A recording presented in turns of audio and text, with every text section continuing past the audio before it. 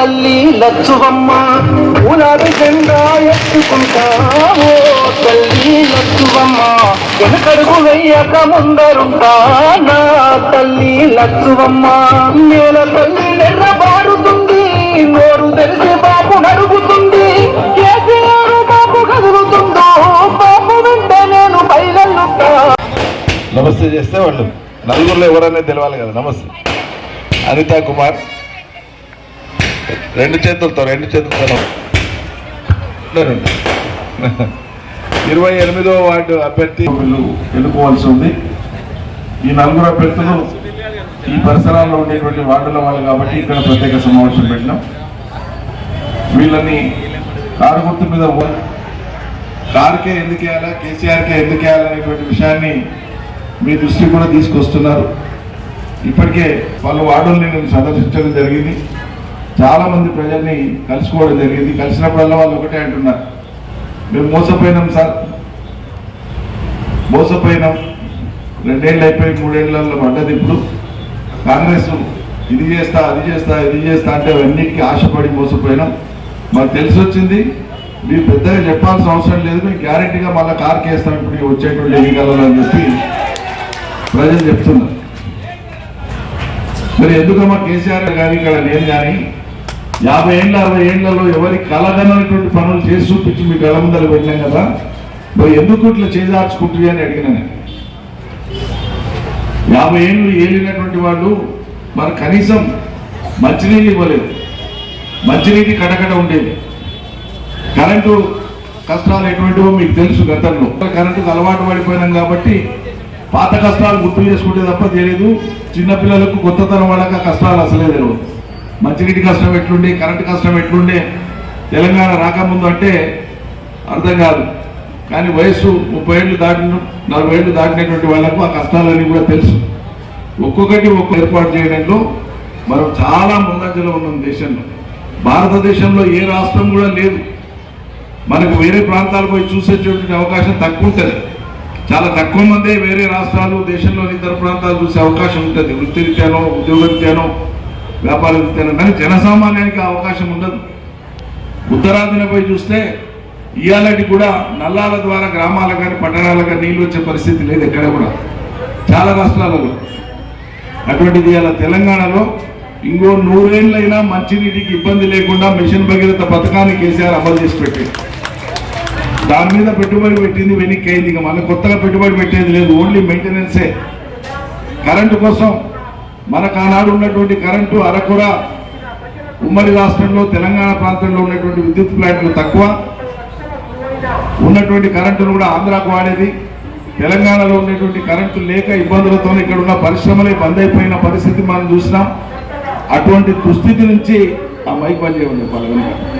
Power ప్లాంట్లను పెంచి కొత్త వాటిని కట్టి ఇంకా అమల్లోకి తీసుకొస్తున్నారు. అన్ని కూడా ఇవాళ అమల్లోకి వస్తున్నాయి. ఒక్కొక్కటి 27,000 మెగావాట్లు ఉన్నటువంటి ఆనాటి ఉమ్మడి రాష్ట్రంలో మన తెలంగాణ భాగంలో ఉండేటువంటి కరెంటు 7,000 మెగావాట్లు.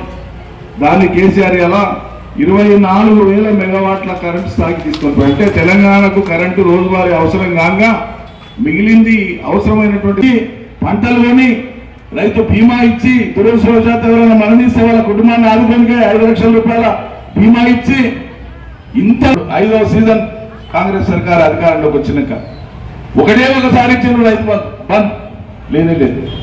మీరు అర్జెంటుగా బ్యాంకులకు పోండి, రుణం తెచ్చుకోండి. డిసెంబర్ 9 నాడు మీకు సంతకం పెట్టేస్తారు, 2 లక్షల రూపాయలు మీ అకౌంట్లో పడతాయి. రుణమాఫీ చేస్తామని చెప్పి రైతులు ఆశపడ్డారు. మరి ఎందుకు ఆశపడుతున్నాయంటే ఏమో సార్ ఇస్తారేమో ఆశపడితే ఏం చేస్తామని. ఇవాళ అదే రైతులు రుణమాఫీ కోసం బ్యాంకుల కాడికి పోయేటువంటి పరిస్థితి ఉంటుందేమో ఆశించారు. కానీ ఒక్క పిండి బస్తా కోసం దుకాణాల కాడపోయి సొసైటీ షాపుల కాడపోయి రోజుల తరబడి చెప్పులు కట్టి లైన్లలో నిలబడే దుస్థితి వస్తుందని తెలంగాణ రైతాంగం మాత్రం ఊహించి ఉండరు. ఇలా వాళ్ళు ఎంత ఆగ్రహంగా ఉన్నారు. మీరు ఎవరినన్నా పలకరేయండి, ముసలమ్మలు పలకరేయండి, అక్కజల్లను పలకరేయండి, రైతులు పలకరేయండి, విద్యార్థులు పలకరేయండి, నిరుద్యోగులు పలకరేయండి. విపరీతమైనటువంటి ఆగ్రహంతో ఉన్నారు. 2 లక్షల ఉద్యోగాలు ఇస్తాడు.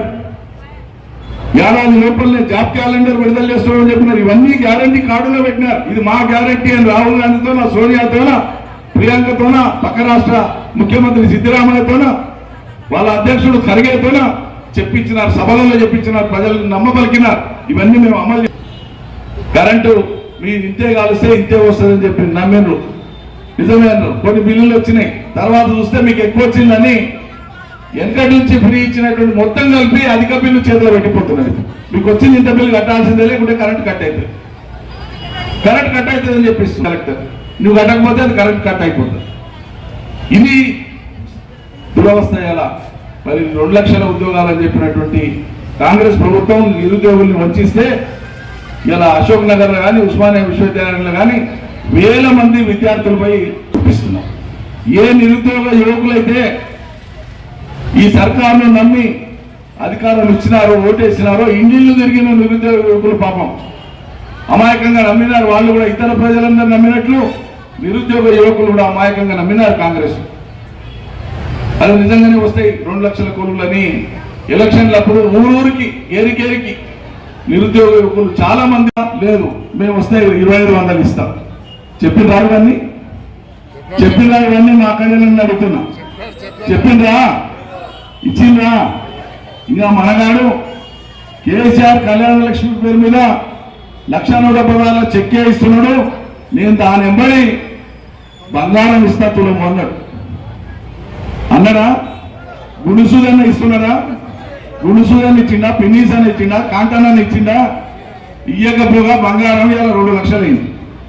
అయిందా?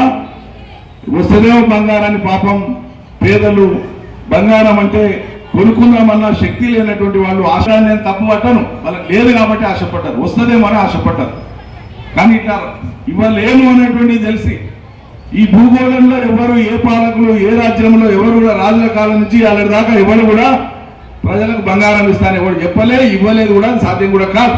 కానీ మనం నమ్మితి నమ్మినందుకు మోసపోతుంది. రైతులు ఎంత మోసపెట్టింది దేశంలో. రైతుల్ని, తెలంగాణ రైతాంగాన్ని చూసి, తెలంగాణ వ్యవసాయాన్ని చూసి దేశం అప్పులపోయింది. ప్రధానమంత్రి మోడీ గారు